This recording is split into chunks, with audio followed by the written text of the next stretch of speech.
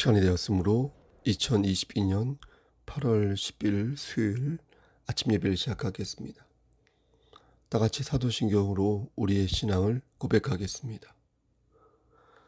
전능하사 천지를 만드신 하나님 아버지를 내가 믿사오며 그 외아들 우리 주 예수 그리스도를 믿사오니 이는 성령으로 잉태하사 동정녀 마리아에게 나시고 본디오 빌라도에게 고난을 받으사 십자가에 못 박혀 죽으시고 장사한 지 사흘 만에 죽은 자 가운데에서 다시 살아나시며 하늘에 오르사 전능하신 하나님 우편에 앉아 계시다.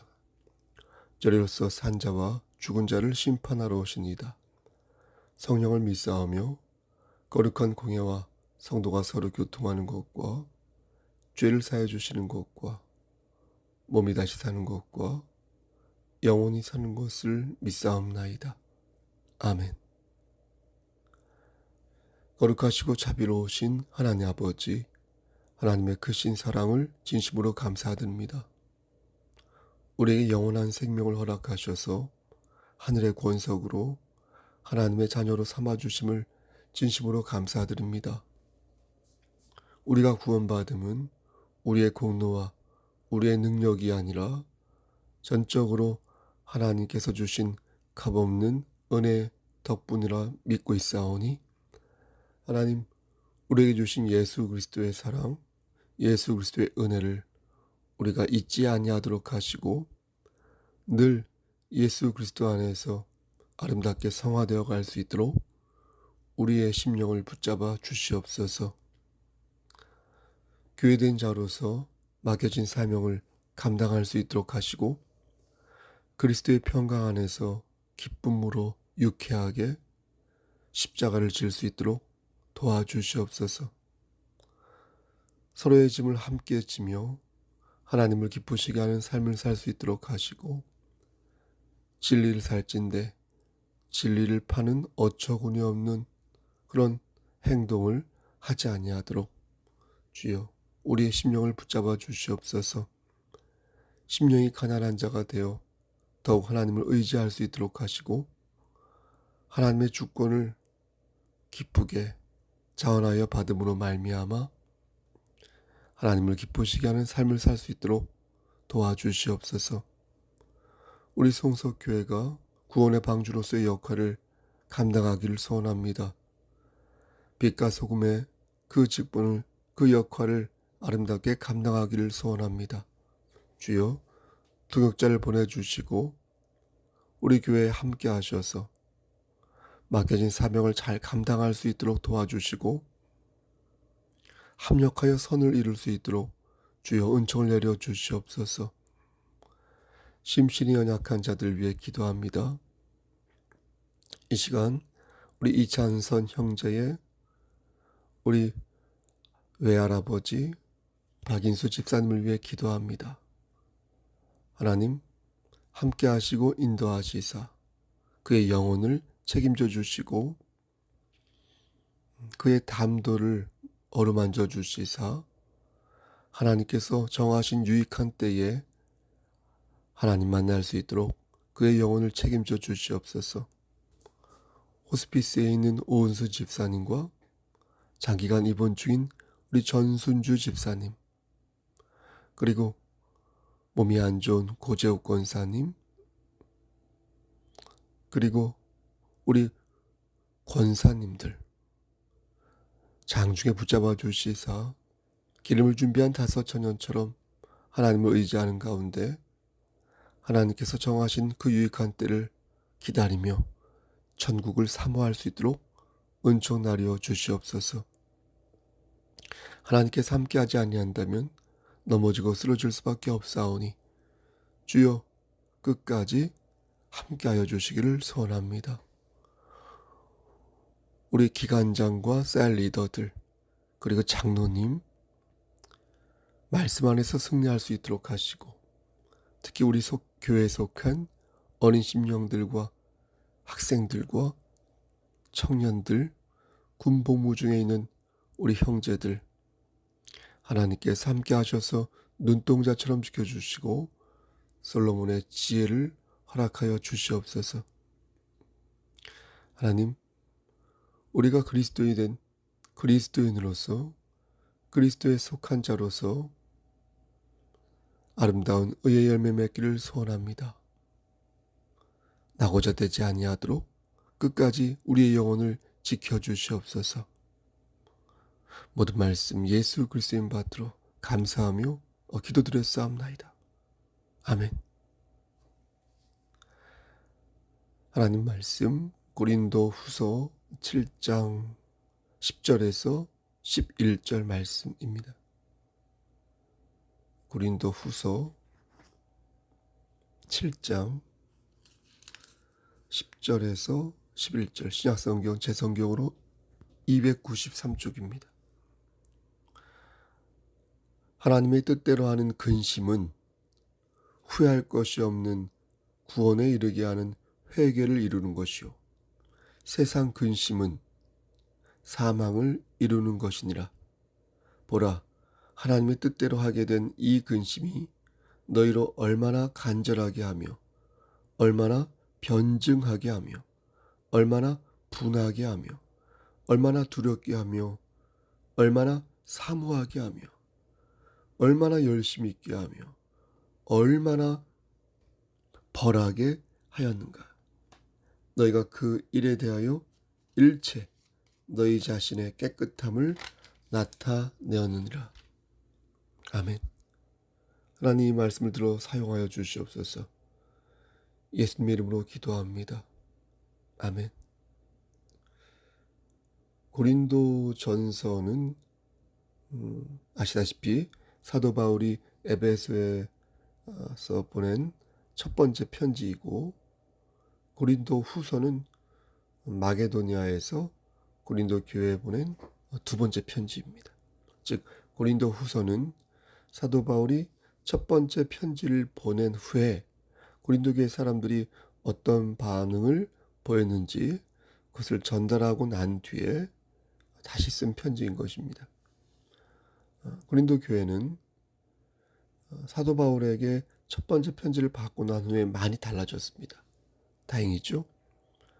사도 바울이 어느 동안 교회가 변질됐었는데 사도 바울의 신신당부의 말씀을 듣고 다시 정신을 차립니다. 그래서 어떻게 달라졌는지 상세히 기록된 말씀이 오늘 본문인 것입니다. 그럼 어떻게 달라졌을까요?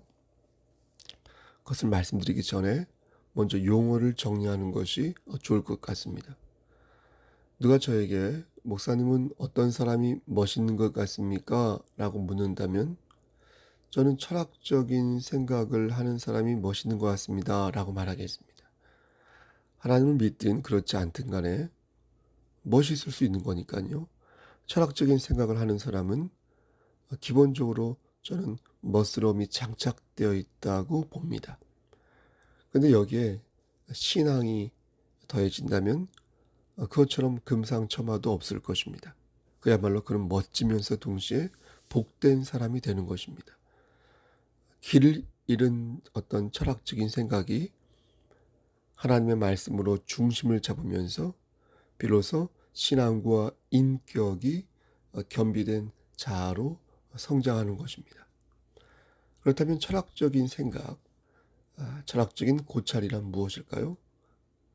예상하셨겠지만 그것은 자기를 돌아보는 것입니다. 돌아볼 줄 아는 것입니다. 행동하기 전에 생각하고 행동한 후에는 또 생각하는 것입니다. 마치 일기를 쓰듯 자신을 반성하고 앞으로의 일을 다짐하는 것이 철학적 사고요, 철학적 삶인 것입니다. 그런데 여기에서 우리가 짚고 갈 것은 고민과 근심이 다르다는 것입니다. 마태복음 6장 34절 말씀을 보면 예수님께서 내일을 위하여 염려하지 말라. 내일 일은 내일 염려할지라 라고 말씀하셨습니다. 이 말씀의 뜻은 염려 자체를 하지 말라는 게 아니라 하나님께 모든 것을 맡기고 나아가라는 것입니다. 그래서 내일 일은 내일 염려하라고 말씀하신 것입니다. 다시 말씀드려서 염려는 해야죠. 안 할 수 없죠. 염려는 하되 제대로 된 염려를 하라는 것입니다. 그런데 마태복음 6장 34절에서는 그 제대로 된 염려를 그날 하는 염려로 표현하신 것입니다. 그러므로 우리는 고민과 근심을 구분하여 이해할 필요가 있겠습니다. 고민은 긍정적인 것이죠. 긍정적인 요소가 있지만 근심은 부정적인 요소가 가득 차 있습니다. 고민은 나를 발전시키는데 도움을 주는데 근심은 나를 늙게 하고 병들게 하는데 일조합니다. 따라서 고민은 하되 우리는 어떻게 해야 돼요? 근심을 하지 말아야 합니다. 다시 말씀드려서 오늘 본문에 나오는 근심이라는 용어를 우리가 구분하여 이해할 필요가 있는 것입니다. 그럼 그것을 어떻게 구분할 수 있을까요? 내가 지금 하는 게 고민인지 아니면 근심인지 어떻게 구분할 수 있을까요? 오늘 본문을 자세히 보면 그것을 알 수가 있습니다. 10절 말씀에 하나님의 뜻대로 하는 근심은 이라고 기록되어 있는데 이는 하나님의 뜻대로 하는 근심은 고민이라는 것입니다. 다시 말씀드려서 그것은 유익한 고민이라는 것입니다. 하나님의 뜻대로 하는 근심은 유익한 고민이다. 왜 유익할까요? 그것이 구원에 이르게 하는 회개를 가져오기 때문에 우리가 회개하면 구원을 받는다는 말이 아닙니다. 회개한다고 해서 구원받는 게 아니잖아요. 우린 믿음으로 구원받는 거지 않습니까?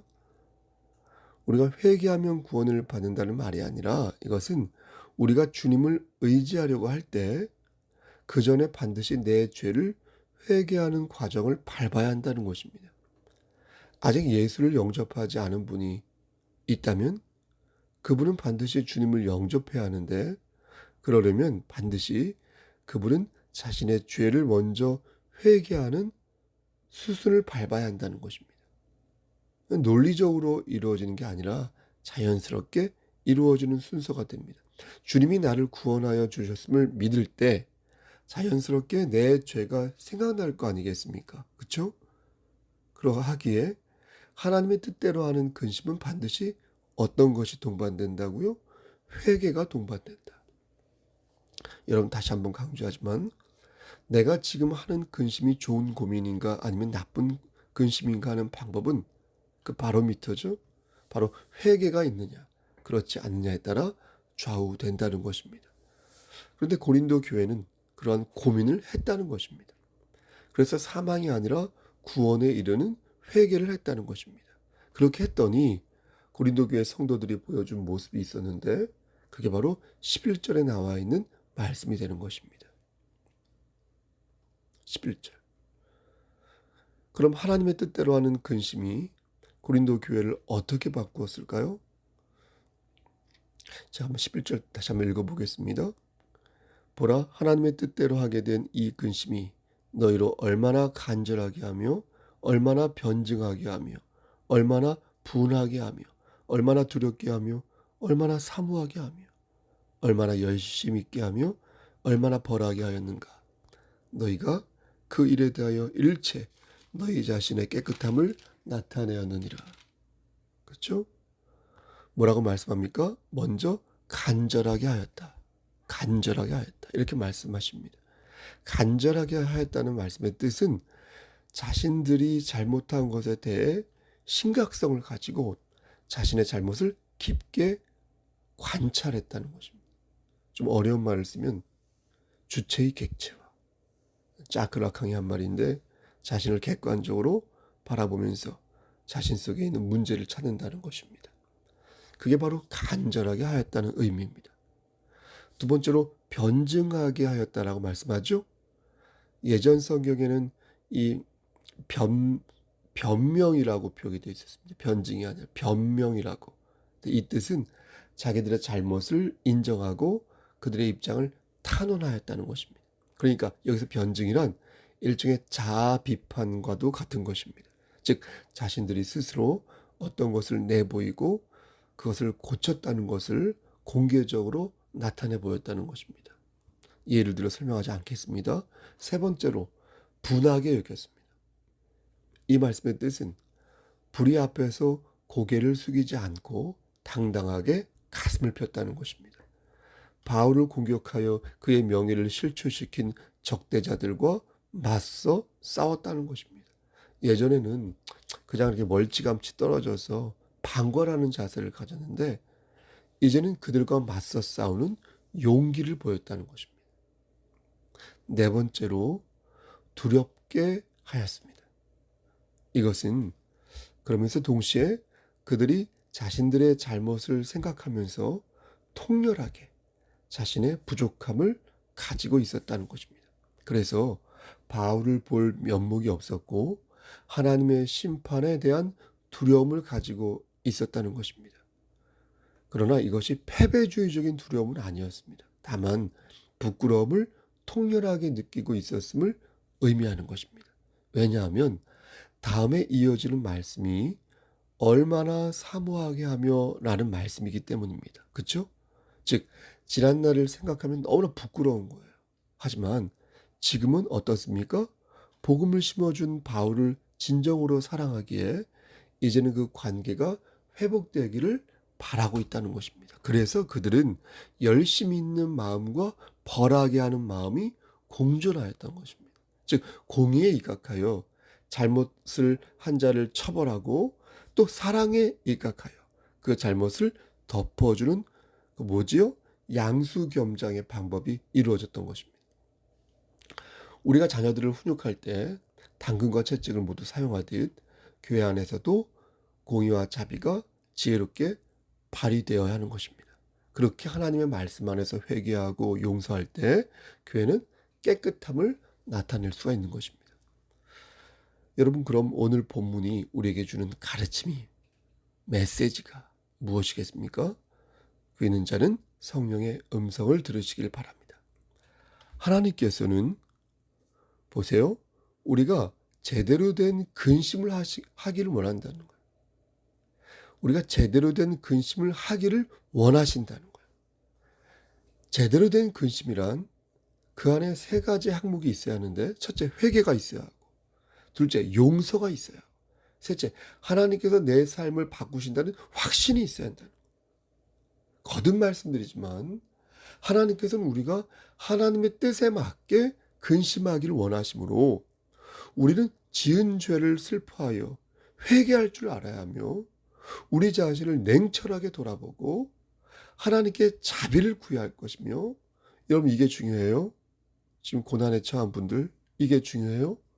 이로써 하나님께서 여러분의 손을 붙들어 주심을 우리의 손을 붙들어 주심을 붙잡아 주심을 확신해야 한다는 거예요.